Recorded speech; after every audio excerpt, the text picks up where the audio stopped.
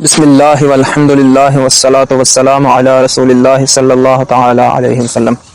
معزز سامعین، جیسا کہ آپ کو معلوم ہے کہ مفکر اسلام امام الغیرت قبلہ مفتی محمد فضل احمد چشتی صاحب آپ نے یزید پلید کے حوالے سے اپنا محتاط موقف جو پیش فرمایا، اس سے رافضی اور نیم رافضی اپنی موت آپ ہی مرتے جا رہے ہیں، اور آج تک کسی کو اتنی جرت نہیں ہوئی کہ وہ آپ کی کسی بات کا رد کر سکے۔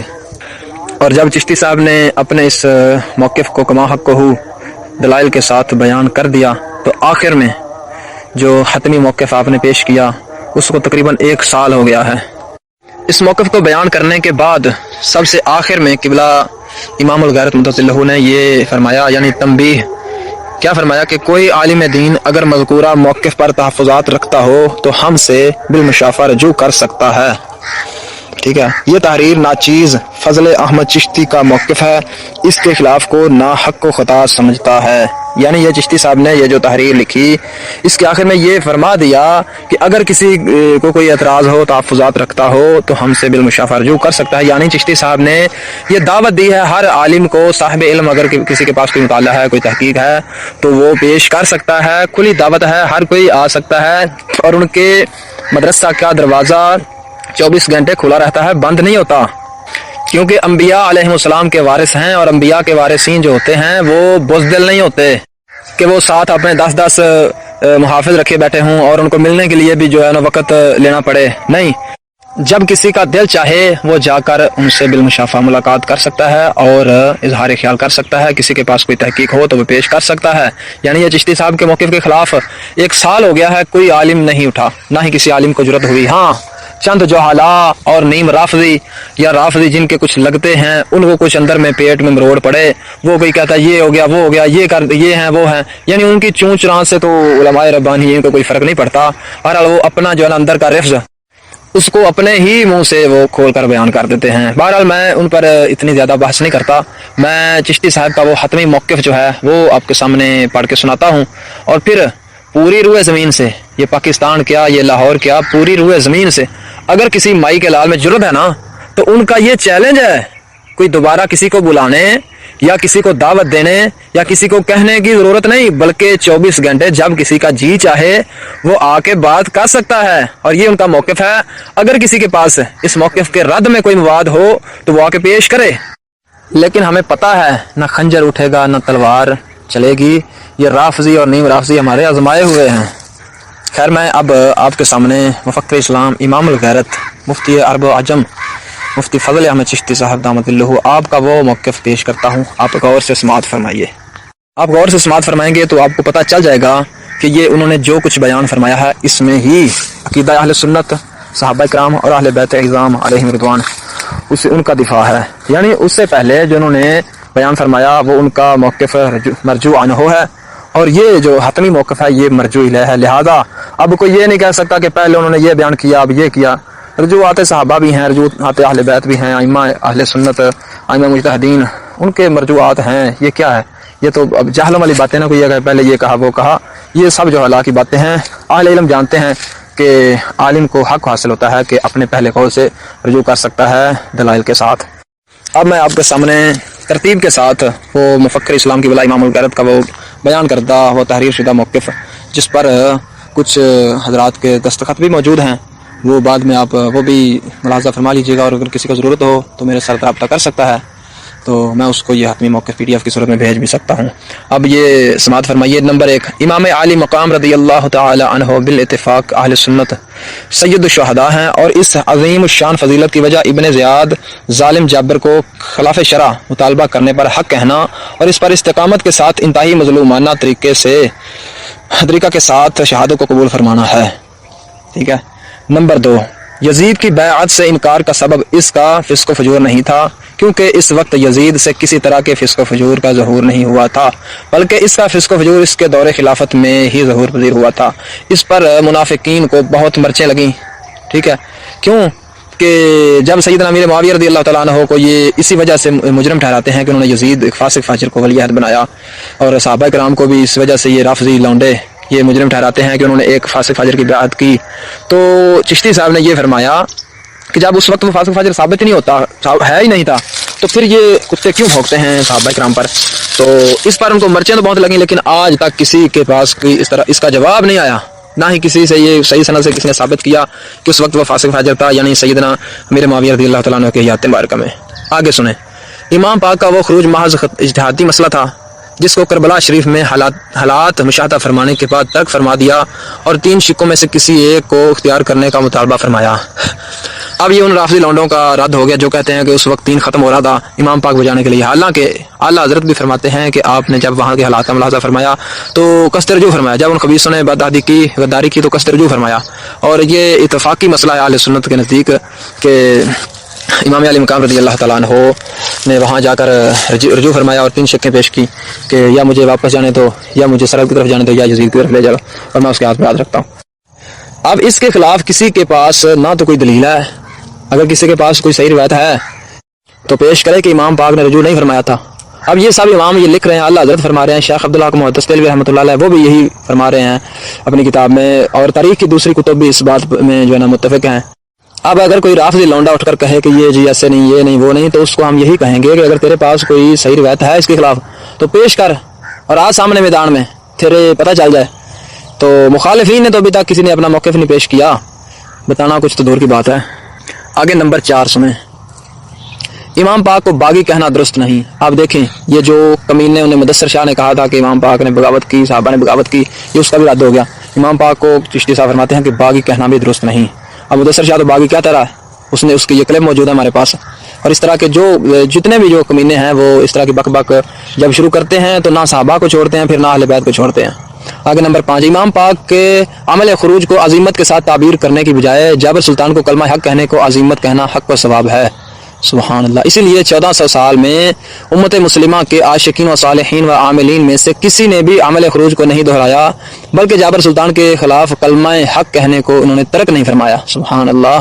کیا اہل سنت کے عقیدے کا نچوڑ، اہل سنت کی جملہ کتب سے جو اس مسئلے میں جو عقیدہ اہل سنت ہے اس کا نچوڑ چشتی صاحب نے ان چند لفظوں میں رکھ دیا۔ نمبر 6، عمل خروج کو عظیمت قرار دے کر صحابہ کرام سوائے سیدنا عبداللہ بن زبیر، سیدنا عبداللہ بن حنظلہ کے امت مسلمہ کے تمام صالحین کو رخصت پر عمل کرنے اور عظیمت کو ترک کرنے والا کہنا سراسر باطل ہے اور اکابرین امت کی توہین کے مترادف ہے، جو یہ کہتے ہیں کہ جی ان 2 ہستیوں نے عظیمت میں عمل کیا، باقی سب نے رخصت پر عمل کیا، کیونکہ جب اس کو عظیمت کہیں گے تو پھر تو امام علی مقام رضی اللہ تعالیٰ عنہ کا رجوع کرنا، وہ بھی پھر اس کو بھی رخصت ان کے نزدیک کہنا پڑے گا، ان جاہلوں کے نزدیک وہ بھی رخصت ہوا۔ تو قبلہ امام الغیرت فرماتے ہیں کہ امام پاک کا شہید ہونا اور جابر سلطان کو کلمہ حق کہنا یہ عظیمت ہے، اور آپ جو ہمارے اسلاف ہیں یعنی صحابہ اہل بیت ان سب نے عظیمت پر ہی عمل کیا۔ ٹھیک ہے، آگے سنیں جی۔ نمبر 7، امام علی مقام رضی اللہ تعالیٰ عنہ کو آپ کے عمل خروج کو عظیمت قرار دینا اہل سنت و جماعت کے اجماعی عقیدے یا جمہوری عقیدے کو باطل قرار دینے کے مستلزم ہے۔ نمبر 8، جمہور اہل سنت یزید اور ہر طرح کے فاسق کی شخصی لعنت کو جائز نہیں سمجھتے۔ نمبر 9، اور جن حضرات سے اس کی شخصی لعنت منقول ہے وہ خلاف مذہب ہے اور طیش و غضب پر محمول ہے، اور اگر کوئی یزید یا کسی اور فاسق پر شخصی لعنت کرتا ہے تو اس کو سختی سے منع کرنا بھی ہم اچھا نہیں سمجھتے اور اس کو ثواب کا کام بھی نہیں سمجھتے، بلکہ اس کی جگہ حضور علیہ الصلوۃ والسلام اور آپ کی آل و اصحاب پر درود پڑھنا اس سے ہزارہ بہتر سمجھتے ہیں۔ یہی پیر مہر علی شاہ سرکار فرماتے ہیں۔ نمبر 10، یزید کی بیعت کرنے والے لوگوں پر لعنت کرنا اور ان کو سب و شتم کا نشانہ بنانا حرام سمجھتے ہیں، کیونکہ ان میں تقریباً 80 صحابہ کرام اور اس وقت کے تمام اہل بیت اور جلیل القدر تابعین رضی اللہ عنہم شامل ہیں، بلکہ خود امام علی مقام رضی اللہ تعالیٰ عنہ کا رجوع الی البیعت باتفاق اہل سنت و اہل تشیع ثابت ہے۔ ٹھیک ہو گیا۔ اب کوئی کمینہ اٹھے وہ کہے کہ یزید کی بیعت کرنے والوں پر لعنت ہم بھیجتے ہیں، تو وہ کوئی دلیل دے کہ کسی صحابی نے بیعت نہیں کی، حالانکہ بخاری شریف میں صحابہ کرام کی بیعت کا ذکر ہے۔ تو یہ کمینے اب راستہ تو ڈھونڈیں گے کہ کسی طرح صحابہ کرام پر تبرہ کیا جائے، لیکن قبلہ امام الغیرت آپ نے ان کے تمام راستے بند کر دیا۔ اب یہ چیخ چلا تو سکتے ہیں، یہ گالیاں جھوٹے الزام چونچنا کر سکتے ہیں، لیکن آپ کی دلیلوں کا اور آپ کے موقف کا رد نہیں کر سکتا کوئی، نہ ہی کوئی مقابلے موقف پیش کر سکتا ہے۔ نمبر 11، قاتلین امام علی مقام رضی اللہ تعالیٰ عنہ سب کے سب پرلے درجے کے فاسق و ظالم ہیں۔ سمجھ آ گئی؟ یعنی جس خبیث کمینے بدبخت لعنتی نے امام علی مقام رضی اللہ تعالیٰ عنہ کے قتل میں حصہ لیا، اللہ اکبر، وہ سب کے سب پرلے درجے کے فاسق و ظالم ہیں، अच्छा, नंबर 12, इस तहकीकी मौक़िफ़ को अपनाने का मकसद वहीद सहाबा किराम व अहले बैत इज़ाम रज़ी अल्लाह अन्हुम के मकाम और इज़्ज़त का तहफ़्फ़ुज़ है। यज़ीद पलीद का दिफा मकसूद नहीं, वो जाए जहन्नम जितना मर्जी जाए, हमारा मकसद है कि उसको उस वक्त फासिक फाजिर जब कहा जाए तो फिर ना सहाबा किराम की दिफा हो सकता है ना अहले बैत का। क्यों कि सहाबा बैत करने वाले, हज़रत अमीर मुआविया रज़ी अल्लाह तआला अन्हु बैत लेने वाले, अहले बैत उसकी बैत करने वाले, तो जब कहेंगे वो पहले फासिक फाजिर था तो माअल्लाह ये कहना पड़ेगा कि वो फासिक फाजिर को उन्होंने खलीफा बना दिया सब ने मिलकर। तो ये किसी राफ़ज़ी का तो अक़ीदा हो सकता है, सुन्नी का नहीं हो सकता। और अगर किसी भाई के लाल के पास ये दलील है, पहले उसको फासिक फाजिर साबित करना चाहता है, तो लाए दलील कोई सही रवायत एक भी। अच्छा, आगे चलें जी। नंबर 13, इमाम अली मकाम रज़ी अल्लाह तआला की तरफ खताए इज्तिहादी की निस्बत करने को गुस्ताखी करार देना सरासर जुल्म व गुल्व है। क्यों? इसलिए कि हमारे अइम्मा तो अंबिया अलैहिस्सलाम की तरफ खताए इज्तिहादी की निस्बत कर रहे हैं। खुद इमाम आज़म अबू हनीफा रहमतुल्लाह अलैह फरमा रहे हैं, चिश्ती साहब ने अपने रिसाले में 20 अइम्मा के हवाले जात भी दिए हैं मसले खिताब वाले। तो अब जो कहे कि इमाम हुसैन रज़ी अल्लाह तआला अन्हु की तरफ खताए इज्तिहादी की निस्बत करना गुस्ताखी है, तो वो खबीस राफ़ज़ी ना कहें तो उसको तो और क्या कहें। क्यों कि जब अंबिया की तरफ अइम्मा कर रहे हैं खताए इज्तिहादी, और खताए इज्तिहादी गुनाह नहीं होता बल्कि सवाब इससे मिलता है मुजतहिद को, तो जब वो कर रहे हैं अंबिया की तरफ, तो जो इमाम की तरफ करने को गुस्ताखी कहे वो तो फिर माज़अल्लाह इमाम की शान को नबियों से बढ़ा रहा है। तो अब उसको राफ़ज़ी कुत्ता ना कहें तो और क्या कहें। आगे चलें जी। नंबर 14, कत्ल इमाम अली मकाम का यज़ीद ने हुक्म दिया था या नहीं, और बाद आज कत्ल इस पर राज़ी हुआ था या नहीं, इसके मुताल्लिक़ हम हतमी और यकीनी कुछ नहीं कह सकते। बात ख़त्म। जब ये बात ही ख़त्म कर दी कि यकीनी और हतमी तौर पर ये कोई साबित नहीं होता। हाँ, हसन और सही रिवायात में इस बात की नफ़ी है, और ज़ईफ़ व मौज़ू रिवायात में इस बात है। यज़ीद को इमाम अली मकाम रज़ी अल्लाह तआला अन्हु के कत्ल का ज़िम्मेदार जो समझे, यानी जो यज़ीद को इमाम अली मकाम रज़ी अल्लाह तआला अन्हु के कत्ल का ज़िम्मेदार समझे, हम उसको मलामत नहीं करते। अब जो कुत्ता कहता है कि जी ये करते हैं वो करते हैं, पहले उन्होंने ये बात फरमाई चिश्ती साहब की ने कि सही या हसन रिवायतें इसकी नफ़ी करती हैं, और ज़ईफ़ और मौज़ू रिवायात में इस बात है। अब ये दोनों ने बात कर दी है कि ज़ईफ़ और मौज़ू रिवायात में इस बात है, वो यानी जिसमें इस बात है जिन रिवायात में वो मौज़ू और ज़ईफ़ हैं, तो किसी के बाजू में ज़ोर है तो सही रिवायत ले आए, हम मानने के लिए तैयार हैं। और फिर साथ ये भी फरमा दिया कि जो इस कत्ल का जिम्मेदार उस यज़ीद पलीद को ठहराए, हम उसको मलामत भी नहीं करते।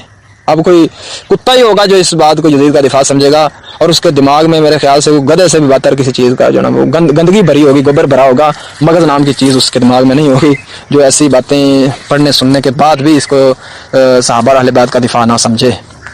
तो खैर ये था मौक़िफ़ चिश्ती साहब का।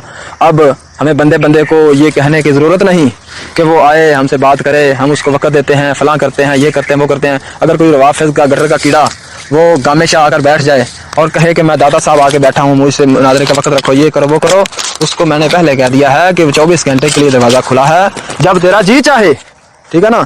और ऐसे शयातीन कि जिनकी उर्दू बोलने और अरबी बोलने में चिश्ती साहब के शागिर्द 100 से ऊपर गलतियाँ चंद एक क्लिपों से निकाल दें। आप मुझे ये बताएं कि ऐसे को मुंह लगाना चिश्ती साहब की तौहीन नहीं तो और क्या है।